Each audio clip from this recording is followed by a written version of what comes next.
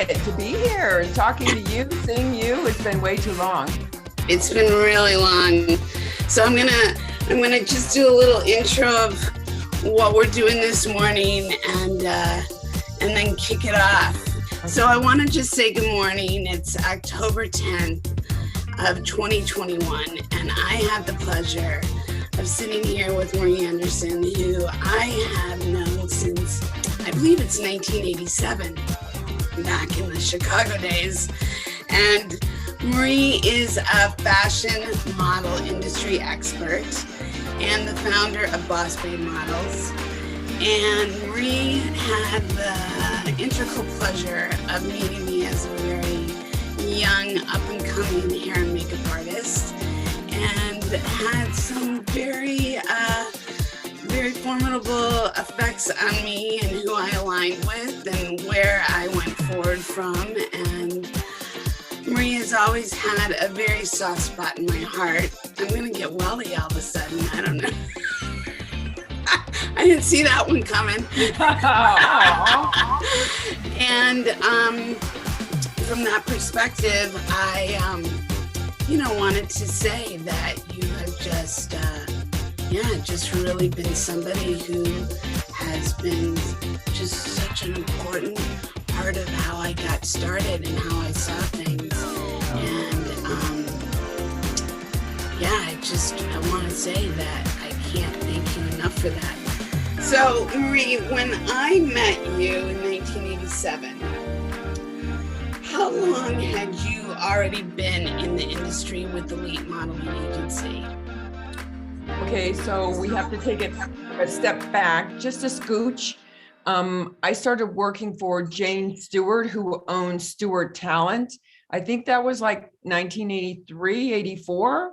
And it was shortly after starting with Jane Stewart that I had discovered Cindy Crawford. And then it was a year later that John Casablancas and Jane Stewart merged and created Elite Chicago.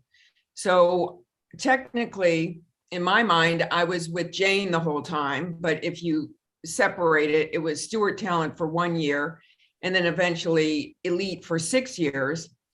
So by the time you and I finally got together, I was quite a seasoned agent. Yeah, you were, and you were carrying that. You're carrying that throne very, very much so. I mean, because I did not know. I knew about Cindy, but I did not know about Jane, and then the marriage of those two agencies. And was Jane? I can't remember, because was she around? Was she in the office? Was she all part of that, or did she get absorbed? Because there was just, when I think of the office, I think of just all this flurry of activity. Mm-hmm. And you'd be in and you'd be out. So you were never like sitting there like you guys are sitting there watching us all come in and out. So tell me about that. Well, she was definitely there, and quite honestly, Jane preferred to be in the background, so to speak, and allowed me to be the spokesperson. The front of the agency, so to speak. So that's how that worked. I get it. So when you joined Jane and then John Casablancas, in those two married themselves, how long had John had Elite? Do you know at that point? He had opened up Elite in Paris in the late 70s. Okay. And then had a relationship with Eileen Ford. And then he opened up Elite in New York. I don't remember what year it was. It was like maybe 79, 80, something like that. And then the model wars started, and then all sorts of chaos broke out in the business. But he had been, by the time we became Elite Chicago, I think he had been there in New York, maybe 4 or 5 years. It's such an interesting time because the likelihood of you and I meeting, I can take back to 1980 when I was, which really was and wasn't happening. I mean, because one thing, having been a kid that was raised in the fashion business, it would have seemed natural that had my family still had a business, I would have expanded into let's use models, because my family used models in New York, you know, for runway shows and all those things. And there was just that, you know, hiccup in my own family lineage. But coming forward then to be a young student in college, to have somebody randomly show up to the indoor tennis club that I was running, i.e. Stan Malinowski, riding a motorcycle out for a weekend to Rockford, Illinois with another couple friends of theirs, and hanging out in the gift shop and striking up a conversation with this young 18-year-old girl going, you know, you should come to my studio sometime. And I'd be like, and why would I do that? Why would I do that? Like, who are you? Oh, well, I'm this, you know, this famous photographer who's got these spreads in Vogue, which in fact he did at the very same time of our conversation. Beautiful, gorgeous images. And I will say, as a person who comes from a fine arts background, I had a very, I knew what I liked and I knew what I didn't like visually. So I knew I liked his images, but I also knew there would be no way in hell that why would I ever meet this man? Cut to 6 years later, you of all people are sending me to Stan's studio. And I was just like, how did this happen? Like, I did not see, like I was doing vision boards that weren't called vision boards at 9 years old, Marie. I manifested all the things that little 9-year-old girl. There were blue ribbons and awards. There was the SNL original cast, because it was that year, you know, it was 76, 75, 76. I had all like the cone heads, and I had all these things that my art, all those things became.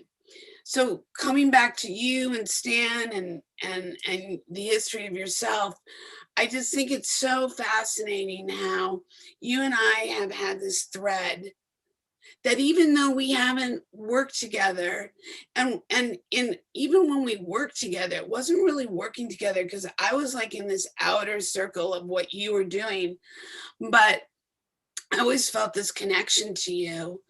And I think it's just by nature, this connection, like this respect, this honor. We've seen each other grow. We've seen each other go through these ebbs and flows, and yet not really seeing it, but feel it.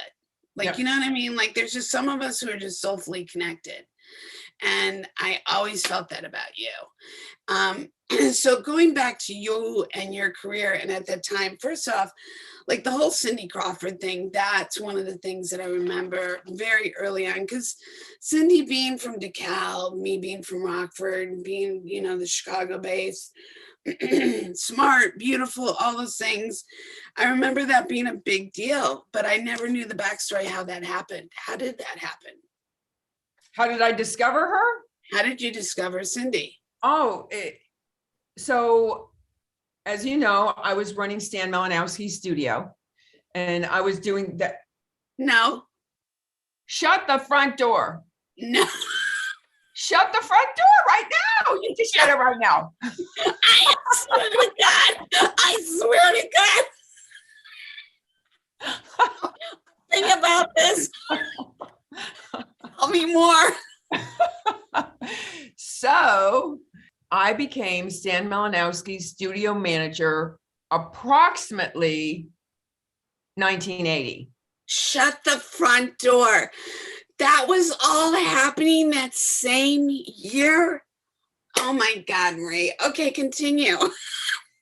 So for about 3 years, you know, I was Stan's studio manager, and he would take me to Rome twice a year, and we would shoot the Italian collections.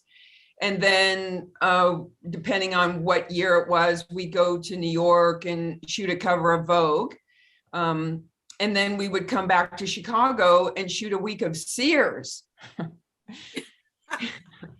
So needless to say, I got a phenomenal education in the true global haute couture fashion industry, as well as what used to be called catalog, yeah, which is pretty much now called e-commerce. But back when I was running Stan's studio and going to Rome and doing those collections and shooting the covers of Vogue, Stan had this incredible eye for beauty, and it tended to be a little darker, a little more exotic. And yes, he did shoot Christy Brinkley for Vogue, but it was more like when he shot Gia for Vogue. You know what I mean? Like it was like Gia was really kind of more his kind of girl. So when I would be in Valentino's atelier with Stan, with literally Valentino on set, he would have like Dalma, Apollonia, Beverly Johnson, Iman, again, these dark beauties. So my eye was trained is the easiest way I can explain it as the precursor for Cindy. For certain. After being Stan's studio manager, he mentioned to me one day, Marie, why don't you become an agent? Because you're spending way too much time on these castings, rearranging models' books and giving them advice. So why don't you become an agent? Never even occurred to me. So I called Jane Stewart, who owned Stewart Talent, and we were booking mainly her models. Okay. Why? Because they were darker. Let me see, we had Carrie Harper, Sandy Freeman, Cindy Waite. These were all top girls that, again, they were not traditional blonde, blue-eyed, all-American girls. So I migrated towards Jane Stewart as an agent because our eyes were very simpatico. So I called her and I asked her, you know, I would like to become an agent. How can I work for you? And essentially she said, when do you want to start? Because I had already been working with her, booking her models. The relationship was already there. She knew my eyes. She knew my professionalism. So as soon as I found my replacement, Linda Thompson, I started to work at Stewart Talent. I think it took about 2 weeks. And then it was within the first couple of months of my working for Stewart Talent that, and my position in Stewart Talent was booking women, hair, makeup, and wardrobe stylists. Imagine that. Imagine. And then, so I was interviewing this makeup artist by the name of George Statner. And in his book was this beautiful, exotic teenager. And I said, oh my gosh, who is she? He said, oh, her name is Cynthia Crawford. She's already been turned down by the agency. She's not interested in modeling. And I said, oh, no. Please, will you help me get in touch with her? And Scott Tytler was the photographer. Oh, wait, not Tytler. Sorry, he's in Florida. Scott Weimer from Indiana had shot those photos with George Statner and Cynthia. And as a result, it was really Scott that helped me with George track down Cindy. And that's the quick version. I love that. And where was she in DeKalb going to NIU at the time? Yeah, she was in high school. And, you know, initially just not interested and quite dismissing the modeling business as a result of her experiences in it. And I just had to sell myself and my services and my background and encourage her to come to Chicago and have a meeting with me and her mom after school. How cute. I love that. So she did. And then it was because her parents were divorced. After the meeting with her and mom, then I had to have a meeting with her mom and dad. And dad gave her a loan. I think it was like $500 or something. And she did her first paid test. And they were absolutely beautiful photos. And that was really how the career got started. But if we can take it a step further, I admire her so much because even though she had been so dismayed with the business initially, in the very beginning, she wasn't an instant success because of her exotic beauty, because she did not look like your traditional blonde hair, blue-eyed girl. Yeah. So unfortunately, at that time, the Chicago market wasn't very educated on what was considered a more editorial type of model. But she hung in there. And eventually Scribneski would take her under his wing And as soon as Victor Skripneski started shooting her, then all of a sudden, oh, well, the other photographers now want to shoot her. Oh, now she's pretty because Victor says so. Yeah. So that was the humble beginning.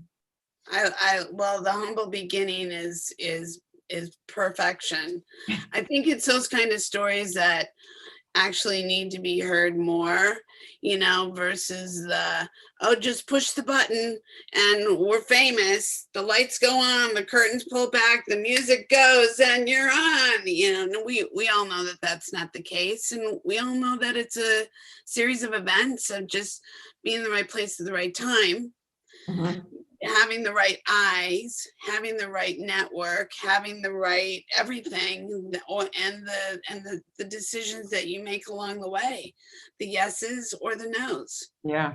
Right. And it's just a series of those very foundational things that determines people's outcomes. Isn't that crazy to you when you think about it in that really basic way? It's kind of mind-blowing. It's mind-blowing. The magic of life. It's like a philosophy and a religion and a concept all got together and made love and went, ooh, let's do this. Boom. And there you are. Yeah. This is how we're going to create every human being's story. And here's her story. I mean, people don't. She ended up being class valedictorian. So, and DeKalb downtown Chicago was not an easy trip, and there was a lot of construction on the highway during the time. So, she really sacrificed a lot as a teen, as a young woman aspiring to be a model, sacrificing that time being on the road and going on castings and not being booked, and people making stupid remarks about the beauty mark on her face. I saw that, and in my conversation with Cindy, she had brought it up, and she said, do you want me to remove it? And I said, no, someday people are going to know you for that. I didn't know what I believed it, but I didn't know, I wasn't a fortune teller, obviously, but it just seemed like common sense, like that would be her designator. Right. And back to the whole Gia situation, as you know, unfortunately, she would pass away. Yeah. Not too later after that, after Cindy started. And by the time she got to New York, people were calling her the baby Gia because they did look so similar in their dark, exotic beauty. Mm-hmm. It's so interesting you mentioned that, Marie, because of the trajectory of today and, Black Lives Matter and just that secular conversation and just throughout history, whether it was, darker coming abroad on the boats and, getting to Ellis Island and, what neighborhood they ended up in, versus, all the movements that we've seen. And ironically, before I met you, and I had just gotten out of school, and I was now post my fine arts pre-med films theater studies, was now in beauty school of all goddamn things, and people were like, what the fuck? How did this happen? What? And I just kept saying, oh, it's a part of the process. I mean, honestly, I didn't know what the hell I was talking about. It was just to get them off my back, because at that point I just didn't want to be a starving artist. Yeah. I needed to pay back a shitload of school loans, and I needed to functionally get into the world that I wanted to be in and I had no connection to. And ironically, so for me, while going to beauty school, was working for the Clinique Corporation. And working for the Clinique Corporation allowed me to meet a lot of people, like just in a civilian sort of way, create conversations, teach, show, tell, sell, and get my mind like confident to get myself to the next steps. And it was ironic because it was during that time that the only ethnic line on the makeup counters was Fashion Fair. Yes, I remember that so well. Right? Yeah. The pink packaging, and I would always be Right, right. And I'd always, because you covered the whole floor or floors, because I traveled for Clinique. And it was one of those crazy ass things that I kept thinking, I need to create my own line. I need to create my own line. I see color. I do color. I've been doing color all my life.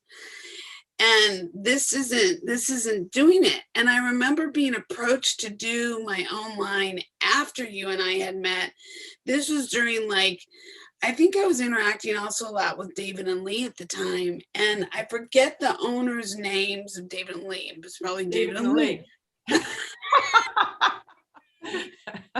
David and Lee Whitfield. You're so cute. And Lee was like, you need to do your own line. And I was like, I'd love to do my own line. I just don't want it to be private label. I don't want to just slap a label on something that everybody else is doing. Yeah. And until I can have my own chemist. And this is like, this was ballsy of me to say this and put my foot. I was at pre-Bobby Brown when I was being approached by this. And it was probably stupid, Marie, like really like stupid on my part. But I never use that word, funny enough, because, you know, I think there would have been the reasons why it didn't happen. But at the time, and I think when my point to all this is cut to all these years later,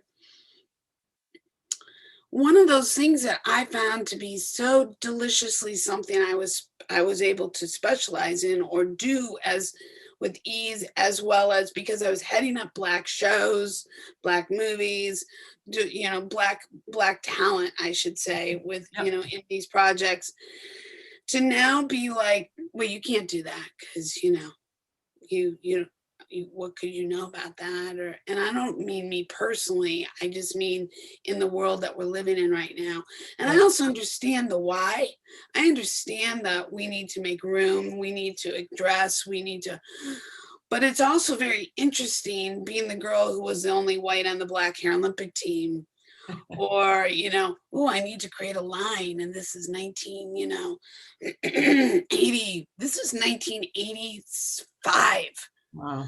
Inclusivity, diversity, that was my childhood. Like, I didn't know it any different. So whether it's Cindy Crawford or Iman or, the woman in my family, it was like, they were all considered exotic and beautiful, but yet they just were human beings and beautiful women to me, raising up around beautiful women was like, that was just what you did. Right. And I don't know if you know this about me. Did I ever tell you that my family was Playboy Key Club members? That does not sound familiar. No, well, of course it doesn't. So when tied in with the whole fashion thing and being around parents who bought art, and there was lots of nudity in our house, not gauche, very tasteful. Uh-huh. Them being Playboy Key Club members, it was a natural, trajectory, I thought, for me to like unconsciously go into the world that I've gone into. Like if I told you, even as recent as this last week, as I was removing body makeup on a woman who'd been on set all day in a major television series, and I'm like, here in the tushy area and stuff, and I'm thinking to myself, seriously, how many souls of mine have been doing this?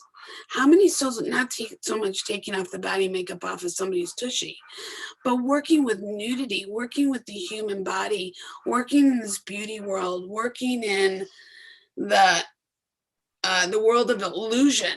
Mm-hmm. And speaking of illusion, going back to your world and your career, did you ever sit back and go, like you'd see a young girl or a young boy come into your office and go, yeah, no, I know that they have the capability. And then you'd see images and go, holy smokes, and how they blew up? Or did you go, I never saw that. I saw that, but I never saw that. Like I knew that they had potential, but because I, as a hair and makeup artist, have come home sometimes, and I used to do this ironically with Playboy of all crazy things. Playboy, these women would walk in, many of them implanted, many of them extremely petite, they'd have little boy bodies if they didn't have implants, frankly. Lots of, big hair. I'll tell you, extensions weren't really like the thing I was fully cognizant of until I got to LA. Yeah. But I was already working with wigs, but not, ironically, shaitels with Orthodox Jewish women, not up in Rogers Park, but not extensions. Like your hair was your hair. Like your hair was your, what do you mean? Is this my hair? This is my hair. That's a question in LA, not in Chicago, that I experienced. Very funny thing. So, but the illusion, getting back to we being a part of forwarding this illusion, it really came to me when I was initially strangely doing Playboy, which sounds like, but we're after days of working with these young women of all these very sexual positions and giving the essence of, you want to make love to this, or however people want to say, fuck it, whatever, excuse me, rawness. Did you ever sit back and go, wow, I'm part of like creating this, like, I don't want to say animal, because part of it's beauty and part of it's like, as we both know, there's the light side and the dark side. Mm-hmm. Did you ever have those feelings early on in your career, or did you ever, and if go ahead, let me have you speak. What I heard were two different questions, not that I'm complaining. So I want to make sure that I'm understanding what you're asking. I think the first one was you were asking about what I interpret as vision. Like, did I have the vision to anticipate somebody's extraordinary execution of images? Was that one? Yeah, and then taking their career to a whole nother level because of the illusions manifested. So if we take the first one, as an agent, I could, within seconds, I could pretty much speculate, putting my career on the line every time I signed a contract, right? I could speculate, is this person a global editorial model? And is this person going to do covers? Or is this person going to be a catalog model in America? Mm-hmm. Like, you pretty much get a sense within a few seconds. And with that being said, that they can be successful based upon the interview and, asking more questions about their hopes and wishes and dreams and how much they're prepared to work. And the thing that would amaze me is I had the vision to be able to see, which is God's gift, not mine. It definitely is a higher power thing. But what would amaze me is that models, their own gift to share with us while on set.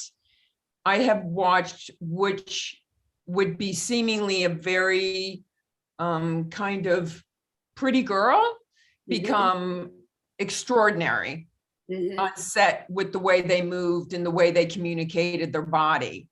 Yeah. So there were times, yes, that I would be editing film with my Schneider loop on the 35 millimeter slides. Oh yeah.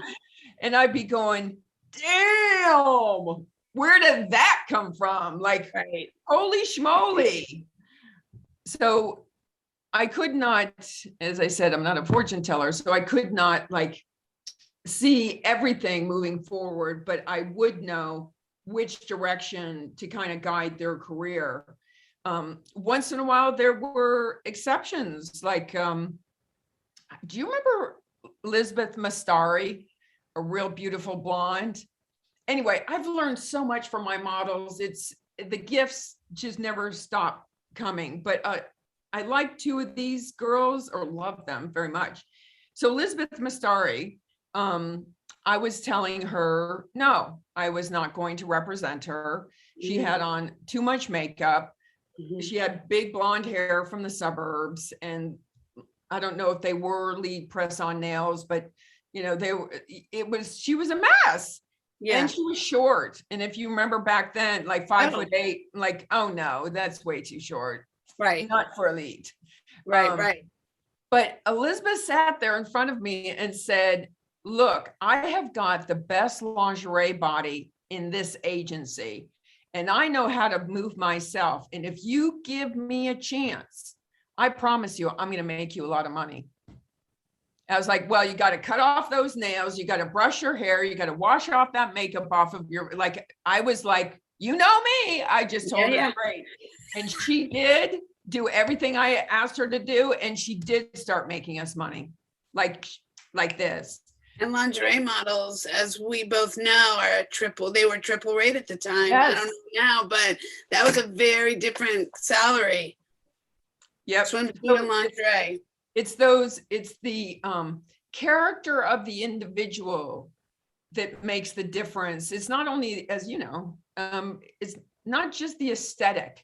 It's not just their height and their statistic measurements. It's what is the gunness of this individual, and how committed are they to that process of pursuing their goals? Yeah, and they definitely have to have a jus de vivre, and they definitely have to have a light about them, and they definitely do have to, I think, also be aligned with the right people that recognize that light and package it together and raise it up. I think, again, it comes back to that, like, ooh, how are all those elements getting together and going, we're gonna make a baby, boom, and there she comes. And I think that really does, like, how is it that thousands and thousands and thousands from all over the world go through that rotary, door of, it's gonna be me, and how many of those me's actually turn into anybody who's making a career or a salary or, changing lives, multiple people's lives, because they've now become their own empire. Absolutely. And you were in the world of when the empires were happening. I mean, it's interesting. So for me personally, I got out of school in '84 when MTV was coming to be. And it was kind of like going from this pot smoking, artsy fartsy, like intellectual, like all this politician, like kind of mindset, and no makeup and all natural. But you could hear me walking across campus with my like chimey earrings and my, God knows what spicy scent I wore on my body, to this all of a sudden, what's this MTV shit? Like, and there like lie the whole world of over time watching this world of fashion and music and entertainment all come together into the whole movie making world of, and just setting out a trajectory, and how that changed. We're girls and kids of the day of Twiggy, right? Yeah. And Twiggy was like the name. Uh-huh. And Twiggy was the name, I know for myself. I can only, I don't know, like, because you were in Florida at the time, right? You were born and raised in Florida, right? And so I don't know how that affected you as a little girl, Twiggy, in your mind. Me, for Twiggy, was like everything related to my fashion business, family, lineage, everything like I paid attention to it, being in the salons with like my first hairdresser who cut my hair was a British gay guy, that gave me like this sweet ass little, Jesus, why am I going blank? Pixie haircut, because my mom did not want to deal with my hair. But again, like there were all these reasons why I entered this world. For you, how was it that you think, like, could you have seen the little Marie in Florida coming into this? Did you see, like, what was going on in your little girl's brain is that led you to where what became your career? Well, I really didn't have the blessings that you had. And I love hearing those stories when parents empower their children with all that kind of exposure, so to speak, to expand your brains. If I can be perfectly honest, my mother was a violent schizophrenic, and that was not a pleasant environment. And my father was really not available. He was a rocket scientist at NASA during the Apollo moon program. So, he had absolutely no interest in me, which, as an adult, I could understand. I'm very right-brained. He was extremely left-brained. So, but ironically, with my mother's insanity, which, as we all know, intelligence and crazy are very close together, and creativity was kind of like her thing. And she had been a model before she even met my dad, but it wasn't like she was with an agency, and like she was never like a Wilhelmina or anything like that. It was just kind of local stuff. So the point being, when I was essentially just past being a toddler, there in Florida, my mother was doing all these community fundraisers, and she was producing these fashion shows, and I was one of her models in her fashion shows. And so she exposed me to the modeling world there, and she also taught me how to sew. And so I was making my baby dolls clothes when I was 5 or 6. And then eventually I would become very sophisticated with my craftsmanship, then I would expand to Barbie. And then I'd be producing my own fashion shows in my bedroom with Barbie and Skipper and Trussie. And and I only had one Ken. So, and I had no interest in a menswear. So menswear line. So he would be the only guy in the audience. And so anyway, that was really it was really quite fascinating as I'm kind of reflecting with you now. Here's my mother, who is fully functional, but completely out of her bloody mind. Mm-hmm. She's teaching me about modeling, teaching me about sewing, teaching me about this creativity that was accessible to me. And yet at the same time, teaching me the life experience of oppression. And why oppression? Why oppression? Like, being beaten and like making sure that I never thought anything of myself. Because she was being abusive to you? Oh yeah. Okay. And so any bit of light that would shine, she would technically beat out of you, so to make you feel less confident and to not make you feel like you were capable of doing all those things, because you didn't feel you were in an environment that supported that, technically speaking. Absolutely. So it's interesting that you say that, and it's interesting what you said preemptively about being, when you hear stories like my story, for instance. So yeah, I do think that I was lucky in certain foundational things, but at 14, it was all, it all disappeared when my parents divorced and we lost our businesses and my father died of a heart attack. And it's not that it disappeared, but like you, there were moments in life that you too had the foundation. You had a very smart father and a very beautiful mother who was also very smart, and unfortunately had the challenges of the mental DNA, obviously, stuff, right? And then you throw in abuse, and you throw in, like, I'm going to give you this little sprinkle over here, but then I'm going to give it over here, and then it's going to conflict, and I'm going to be like, who am I? Like, right? And how do I get out of this? And how do I make myself something, right? Or all of those little moments in time. And yet here you are, had, finding yourself, the light finding you, the magnets drawing you in, the finding, and raising yourself up and out, and doing that for a lot of other people.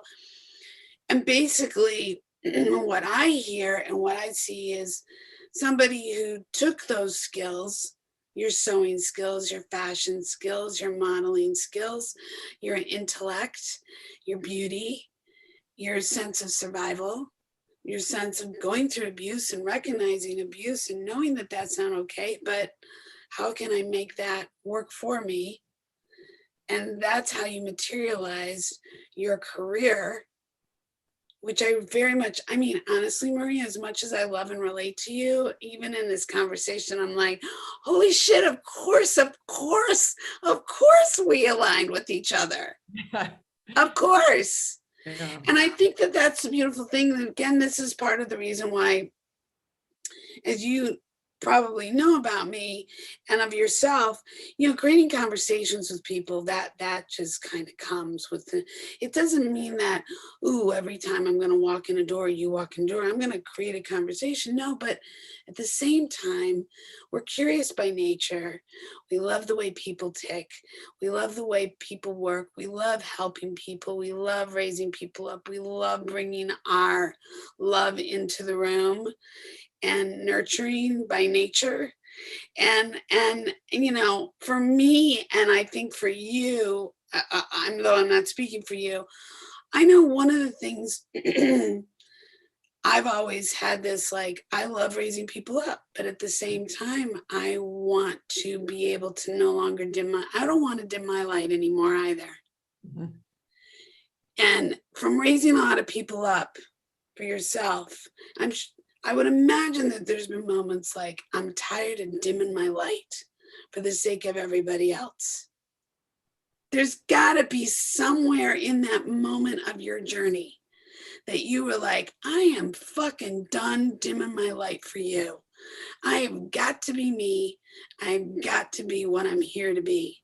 And I'm not saying that that means dumping everything that you've already created, but is there ever been that moment when you've said, I need to shine. I'm not shining bright enough? Those two moments, well, two significant moments were two marriages. It wasn't professional. It was personally, where I chose two men that were very drawn to me because of everything that I am, and then became very controlling and oppressive. And then I found myself like in that, you know, proverbial dysfunctional, toxic relationship where, okay, I'm going to dim my light because your career isn't doing well. So let me try to help you, give you a better career. So then you'll allow me to shine more. And even when you get a better career than you had, you're still not allowing me to be me and to say what I need to be, what I need to express. And as you know, I love to talk. And when I have two husbands that are telling me to shut up, or I'm stupid, or nobody wants to hear what I have to say, so I had to divorce two husbands. It was never professionally, Felicia. No, that's great. My professional experience with every person I talk to is actually quite selfish, in that every time I help them, it helps my soul feel nurtured. That's great. And kind of hugged, because I had an opportunity to make a difference in their life.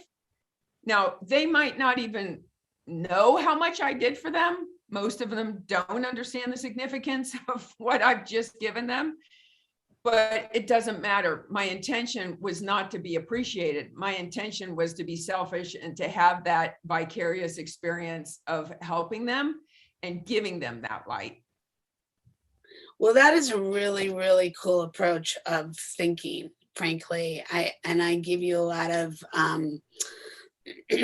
kudos for that, because I think that it is interesting how these two separate yet, you know, marriage and career go hand in hand, because you can't really separate them.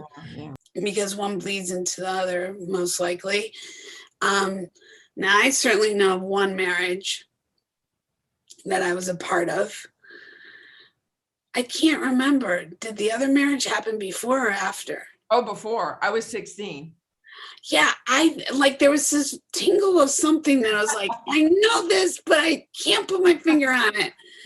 Well, we probably talked about like 30 years ago, like, duh, how could you remember every detail of everything? So you were 16, still in Florida?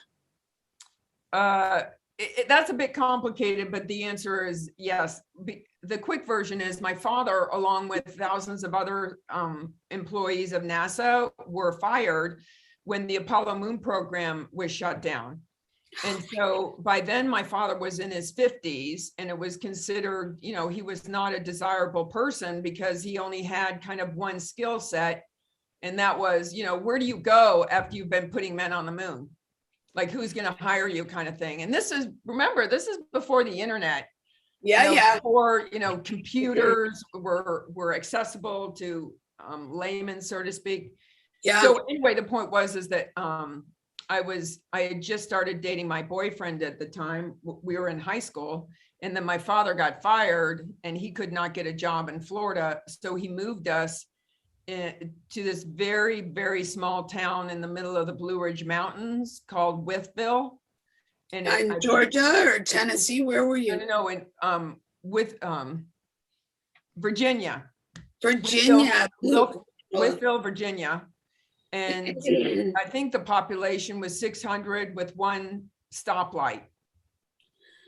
Wow, honey. And it was really a horrible experience, because, you know, I was this little beach bunny walking around in sundresses and flip-flops, and they're walking around in like construction boots and overalls. And, you know, the first week of school, the principal brought me and my mom into his office and said, "You're creating too much disruption in the class. We need you to start wearing overalls." You know, so it was quite an interesting lesson, and I had to adapt to their ways instead of them opening up their minds to, you know, a different person and a different environment, you know, a different aesthetic that I was bringing. I was threatening their values of, you know, what is fashion. Well, and body imagery and what is acceptable in different environments and how that shapes your image of yourself and what is right versus what is wrong based upon opinion, and it's subjective. Yeah. And that's an interesting conversation because I'm sure that definitely changed you in that short amount of time because of that awareness of not feeling accepted. Felicia, it was, do you remember the movie Deliverance? Of course, I did that movie. Didn't do that movie.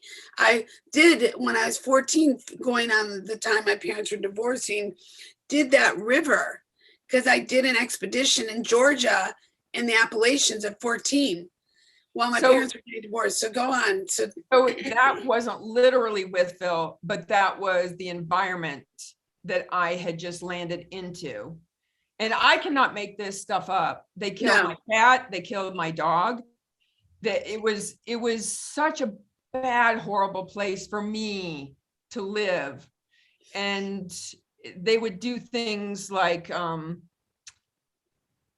the kids at school were so vicious. Like, I would come in from PE into my locker and they had smeared food all over my clothes. I one day walking out of, I think it was science class, and I went to touch my hair and there were gobs of gum that had been, you know, spit gum that had been thrown into the back of my head while we were in, it was just so horrible. And how old were you? By then I was going on 15. Same age. This is crazy. And so talk about being violated. Yes. And it would be like, oh, 1 week they'd start being my friend, pretending like I was being finally indoctrinated, so to speak.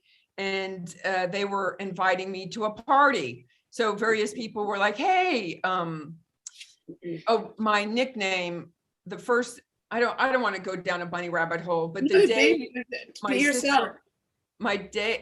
the night that my mother and I drove in for the first time into Wytheville, Virginia, there was this little convenience store called an IGA, which was a chain there.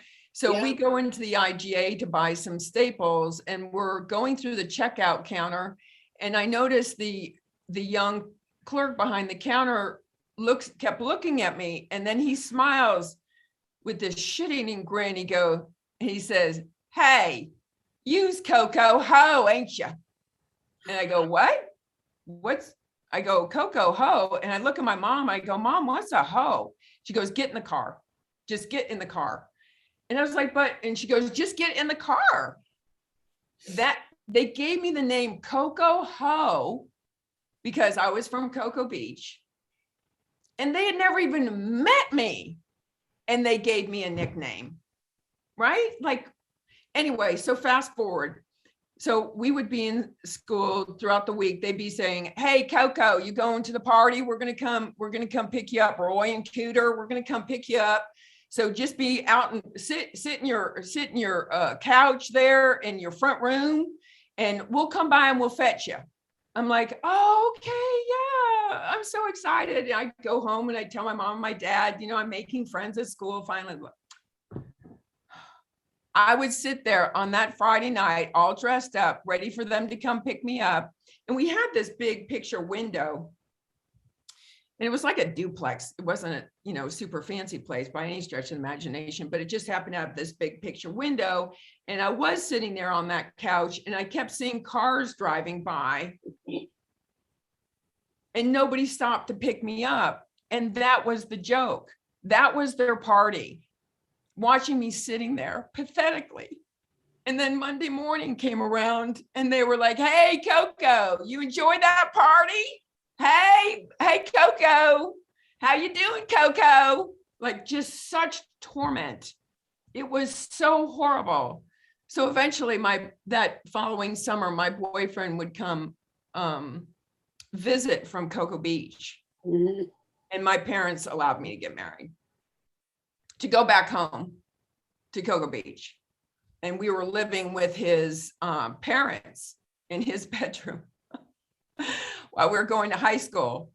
And then I would realize I went from a violent mother to a violent husband. Mm-hmm. And then before I know it, I was, there was a loaded rifle against my head, and he had me down on the ground screaming if I ever left him, he would kill me. Mm-hmm. So, I just went from one like whack situation into another. But eventually I would leave him, go homeless, and eventually graduate from high school, move to Chicago, and eventually get in the modeling business and meet you. Well, and how, listen, I mean, again, when I met you, I hadn't gone through abuse. Eventually ended up in an abusive relationship. Mm-hmm. So for me to listen to that today versus what I may have heard in the 80s when I met you, if I had heard that story, I probably wouldn't have been able to have such empathy, not because I lack empathy, yeah. Because of relatedness and perspective and understanding of the science of that mind and the writing on the wall, sadly, and the repeating history. Because the truth is you sharing with me your childhood stuff, unfortunately my parents had a pretty violent relationship off and on. And so even though that got put to bed for a long time because of my father dying at age 14, going on 15, it wasn't until then I was in my early 30s that closet door got reopened to revisit, to be put to bed for good, like you put yours to bed for good. And that's the beautiful thing, that you and I can share and wrap each other's arms around each other and love on each other and go, yeah, that shit sucked. And that was painful. And here are two really powerful women who've been through some really shitty shit, but have been such inspirations to so many. And you and I just know each other as Marie and Felicia. Right, right. Like, what's the big deal? But to many, it's like, what are you talking about? What's the big deal? Like, look at you. Do you know who you are? No, I'm just Felicia. No, I'm just Marie. Yeah. And these are our roots. Mm-hmm. And our roots make us why we're such big-hearted.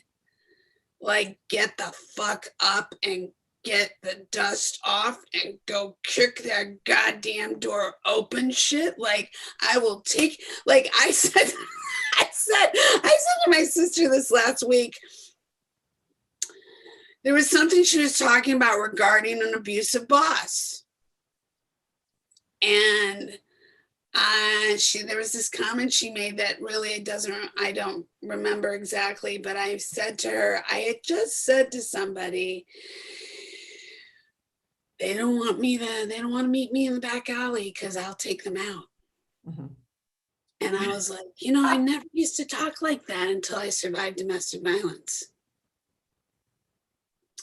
And I said, because I'm like the lioness who just wants to eat, sleep, and make love.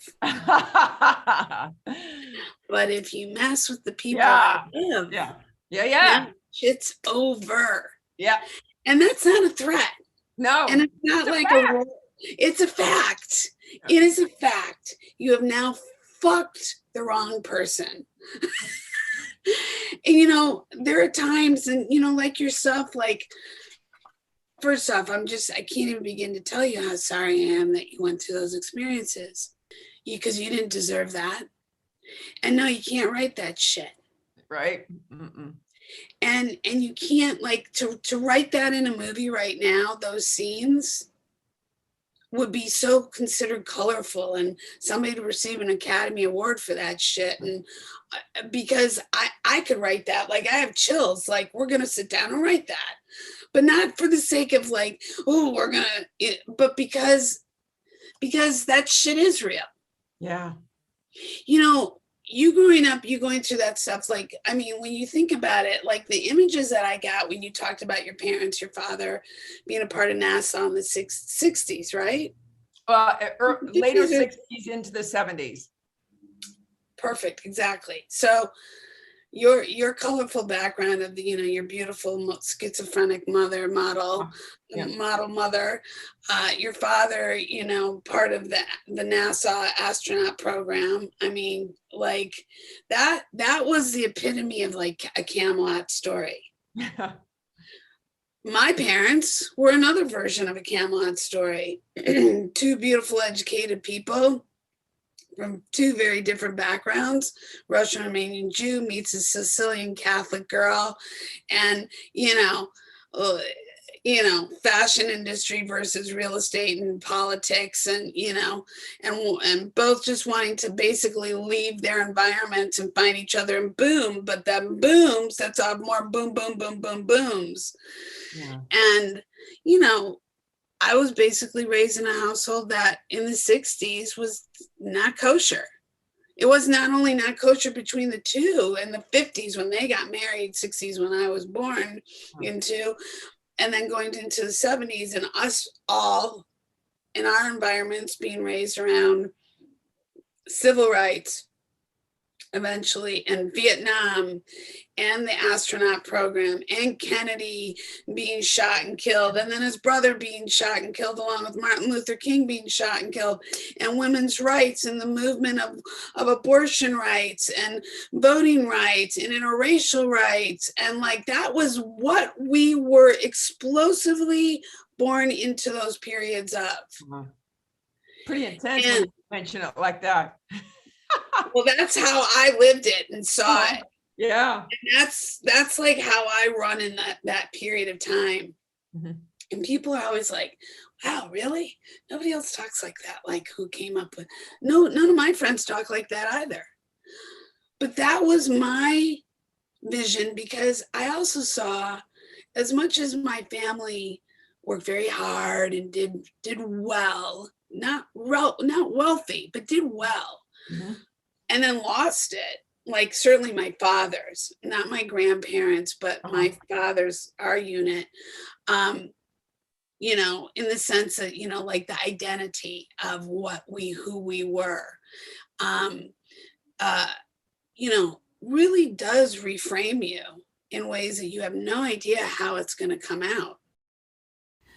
I'm so excited for you to join me for part 2, episode 5 of Camp Fifi Uncensored, with my interview with Marie Anderson, who she and I go back to the 80s in the fashion, beauty, entertainment industry, and how on part 2, we reveal just how much in today's day and conversation with regards to pulling back the curtains of the Me Too movement, and how those seeds that were planted back in the time that she and I first aligned and coming forward, just the integral parts of women supporting women and us having voices to support one another, and the courage that it's taken for so many people to be heard, and how it aligns with just life in general and being true to our spirit, and how we as all together are able to rise up and do some really powerful things in all the things that we're passionate about. Look forward to hearing from you and your feedback. In the meantime, grab those cannolis and s'mores and we'll take a listen around the campfire. Can't wait for you to join us. Bye for now.